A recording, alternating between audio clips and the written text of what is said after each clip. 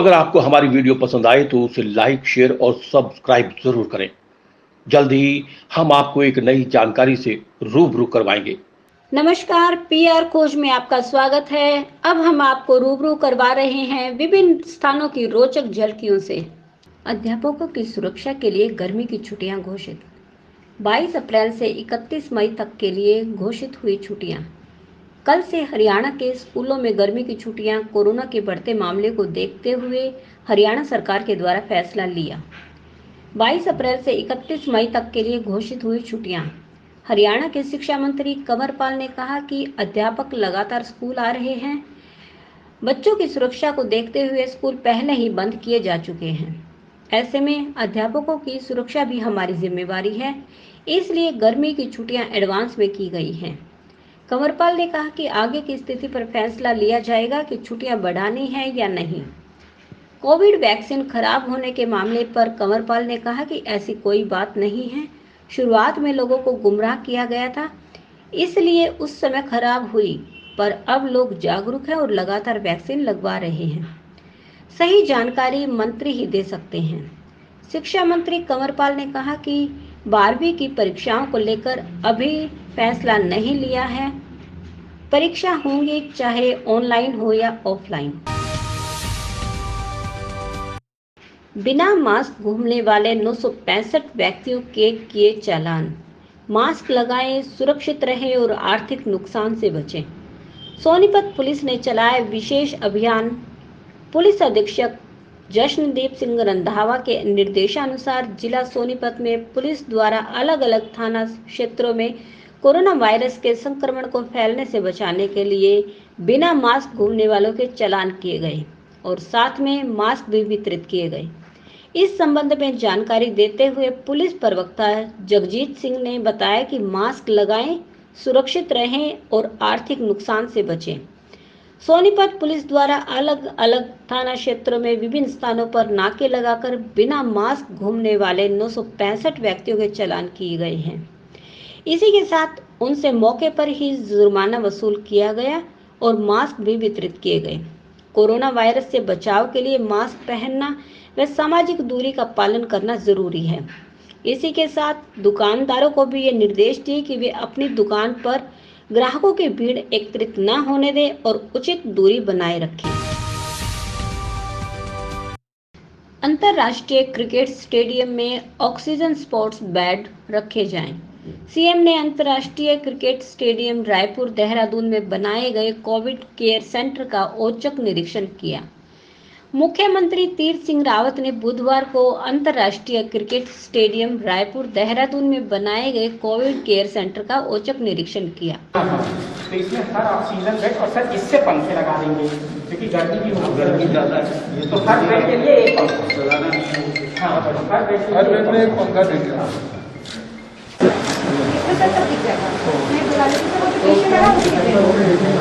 अच्छा, ये दोनों बेडरूम का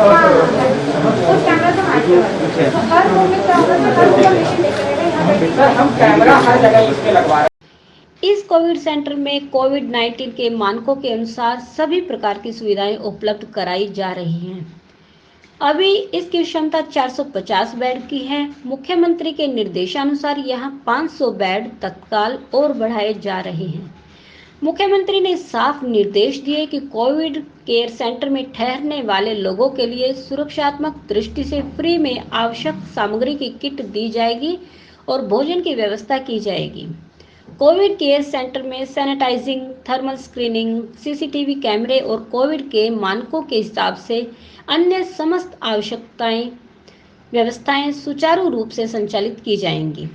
मुख्यमंत्री ने आदेश दिया कि यहां ऑक्सीजन सपोर्ट बेड रखे जाएं और गुणवत्ता युक्त भोजन की व्यवस्था भी की जाए।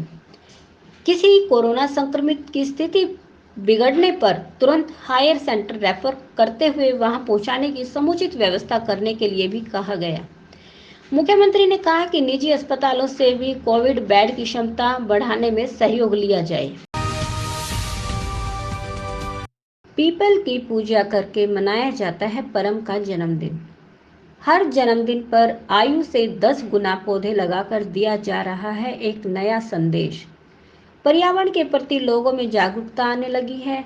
इसी कड़ी में समाज सेवी निरंजन सिंह ने अपने बेटे परम के जन्मदिन के अवसर पर साथियों के साथ मिलकर विभिन्न किस्म के पौधे लगाकर उनका संरक्षण करने का संकल्प लेकर उनका जन्मदिन मनाया। उन्होंने मित्रों, परिचितों व सहयोगियों को भी पेड़ पौधे भेंट करके पौधारोपण व पर्यावरण संरक्षण का संदेश दिया। निरंजन की इस मुहिम को गांव के मोजिज लोगों ने समाज के लिए पर्यावरण संरक्षण की दिशा में सकारात्मक प्रयास बताते हुए कहा कि सभी को इस तरह के शुभ अवसरों पर फिजूल खर्ची करने की बजाय पौधारोपण करने पर जोर देना चाहिए। निरंजन सिंह ने बताया कि उन्होंने अपने बेटे के जन्मदिन पर शमशान भूमि सहित विभिन्न सामाजिक स्थानों पर अमरूद, बेलपत्र, शीशम, नीम, अनार, आम, पीपल आदि के करीब 2 दर्जन से अधिक पौधे लगाए हैं। इन पौधों का संरक्षण वे खुद करेंगे। उन्होंने कहा कि युवाओं को पौधारोपण के लिए आगे आना चाहिए। पौधारोपण से एक और जहां लगातार गिरते हुए जल स्तर को रोकने में सहायता मिलती है, ताकि लोगों को भरपूर पेयजल की उपलब्धता बनी रहे, वहीं दूसरी ओर स्वच्छ प्राणदायिनी वायु के रूप में ऑक्सीजन की पर्यावरण में बेहतर उपस्थिति बनी रहती है। उन्होंने कहा कि वृक्ष मानव जीवन की अमूल्य धरोहर हैं और इनका संरक्षण और संवर्धन बहुत जरूरी है। मास्क के प्रति खिलाड़ियों को किया जागरूक। बीमारी से बचने के लिए मास्क व 2 गज की दूरी जरूरी। नेहरू युवा केंद्र व खेल एवं युवा कार्यक्रम विभाग सोनीपत के संयुक्त तत्वाधान में कोविड-19 कोरोना महामारी पर युवा संगठन खरखोदा के अध्यक्ष रविकांत ने युवा खिलाड़ियों को कोरोना पर जागरूक किया। खिलाड़ी बिना मास्क के व 2 गज की दूरी का पालन नहीं करते हुए खेल रहे थे। रविकांत ने युवाओं को बताया कि आज पूरी दुनिया कोविड-19 वायरस से लड़ रही है, जिससे सिर्फ बीमारी से बचने के लिए सबसे बड़ा व कारगर हथियार मास्क है। मास्क का प्रयोग करने से इसके कीटाणु हमारे शरीर के अंदर नहीं जा सकते। युवाओं को मास्क का महत्व समझाया और सभी युवाओं को मास्क भी बांटे गए। इस अवसर पर नेहरू युवा केंद्र से सिमरन ने सभी युवाओं को शपथ दिलाई कि जब तक कोरोना महामारी है तब तक सब मास्क का प्रयोग लगातार करते रहेंगे, साबुन से बार बार हाथ धोएंगे, पानी उपलब्ध न होने पर सैनिटाइजर का इस्तेमाल भी करते रहेंगे। अवैध पिस्तौल व 3 जिंदा कारतूस सहित युवक काबू। हरियाणा में थाना शहर सिरसा पुलिस ने चेकिंग के दौरान ITI हैफेड गोदाम क्षेत्र से एक युवक को 12 बोर अवैध पिस्तौल व 3 जिंदा कारतूस सहित काबू किया। थाना शहर सिरसा प्रभारी इंस्पेक्टर विक्रम सिंह ने बताया कि पकड़े गए युवक की पहचान JJ कॉलोनी निवासी मोहित के रूप में हुई है। उन्होंने बताया कि थाना शहर सिरसा की सब्जी मंडी पुलिस चौकी टीम चेकिंग के दौरान ITI हैफेड गोदाम सिरसा क्षेत्र में पहुंची थी। इसी दौरान सामने से आ रहे युवक ने पुलिस टीम को देखकर वापस मुड़कर भागने की कोशिश की, तो शक के बिना पर उस युवक को काबू करके उसकी तलाशी लेने पर उसके कब्जे से 12 बोर अवैध पिस्तौल व 3 जिंदा कारतूस बरामद हुए। युवक को अदालत में पेश करके रिमांड पर लिया जाएगा। सिरसा में 40 ग्राम हेरोइन सहित युवक काबू। हरियाणा में सिरसा जिला की एंटी नारकोटिक्स सेल पुलिस ने गश्त व चेकिंग के दौरान डिग मंडी रोड क्षेत्र से मोटरसाइकिल सवार एक युवक को 40 ग्राम हेरोइन सहित काबू किया है। यह जानकारी देते हुए एंटी नारकोटिक्स सेल सिरसा प्रभारी सब इंस्पेक्टर दाताराम ने बताया कि पकड़े गए युवक की पहचान नेजिया खेड़ा निवासी हनुमान के रूप में हुई है। उन्होंने बताया कि anti narcotics cell Sirsa police के उप सहायक निरीक्षक राजाराम के नेतृत्व में एक police team Ding Mandi road क्षेत्र में गश्त पर मौजूद थी। इसी दौरान सामने से आ रही मोटरसाइकिल सवार युवक को शक के बिना पर रोककर उक्त मोटरसाइकिल युवक की तलाशी लेने पर उसके कब्जे से 40 ग्राम हेरोइन बरामद हुई।